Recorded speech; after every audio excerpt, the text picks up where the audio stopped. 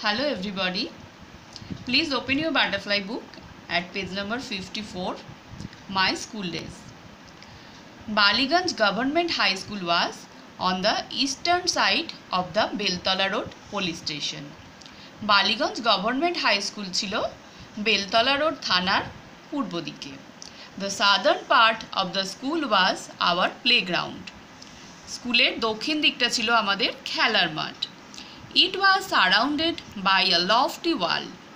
এটা একটা উঁচু পাঁচিল দিয়ে ঘেরা ছিল. সারাউন্ডেড মানে ঘেরা ছিল, লফটি ওয়াল মানে উঁচু পাঁচিল, অর্থাৎ স্কুল এবং স্কুলের মাঠ একটা উঁচু পাঁচিল দিয়ে ঘেরা ছিল. When seen from above, যখন ওপর থেকে দেখা হতো, the school looked like the English letter T. স্কুলটিকে ইংরাজি অক্ষর টি এর মতো দেখতে লাগতো. The vertical part of the T was the hall of the school. এই টি অক্ষরের উল্লম্ব অংশটি ছিল স্কুলের হল ঘর. And the horizontal part of the letter was formed by the row of classroom. অর্থাৎ এই টি অক্ষরের যে অনুভূমিক অংশটা সেটা শ্রেণীকক্ষ দিয়ে তৈরি ছিল. অর্থাৎ কিনা স্কুলটা কিছুটা এই রকম দেখতে ছিল. এই অংশটা ছিল হল ঘর আর এই অংশটা তৈরি ছিল শ্রেণীকক্ষগুলো দিয়ে. The annual prize distribution ceremony was held in this hall. এই বড় হল ঘরটিতেই স্কুলের বাৎসরিক পুরস্কার বিতরণী অনুষ্ঠানও অনুষ্ঠিত হয়েছিল. Which had a gallery as well. যেখানে একটা উঁচু বসার জায়গা বা বারান্দার মতো ছিল.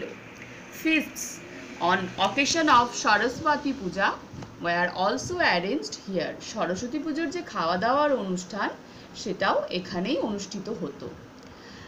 I still remember the experience. আমি এখনো মনে করতে পারি অভিজ্ঞতা of watching দেখার a Shakespearean play, একটি শেক্সপিয়রীয় নাটকের. In this hall, এই হলে উইলিয়াম শেক্সপিয়ার ছিলেন ইংরাজি সাহিত্যের একজন বিশ্ববিখ্যাত লেখক. তিনি প্রচুর নাটক লিখেছিলেন, তিনি একজন নাট্যকারও ছিলেন. তো এই উইলিয়াম শেক্সপিয়ারের লেখা একটি নাটক লেখকের স্কুলের এই হল ঘরে অনুষ্ঠিত হয়েছিল বা অভিনীত হয়েছিল, যা তার এখনো মনে আছে. The play was the merchant of Venice. সেই নাটকটির নাম ছিল মার্চেন্ট অফ ভেনিস. এখানে কিন্তু প্লে মানে নাটক. A few scenes from which were performed by a couple of foreign actors. যে নাটকে কয়েকজন বিদেশি অভিনেতাও অভিনয় করেছিলেন.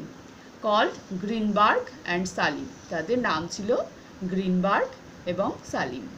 A Charlie Chaplin movie was also screened here once. এখানে চার্লি চ্যাপলিনের অভিনীত একটি মুভিও প্রদর্শন করা হয়েছিল. এই চার্লি চ্যাপলিনও একজন বিশ্ববিখ্যাত মানুষ ছিলেন, অভিনেতা ছিলেন.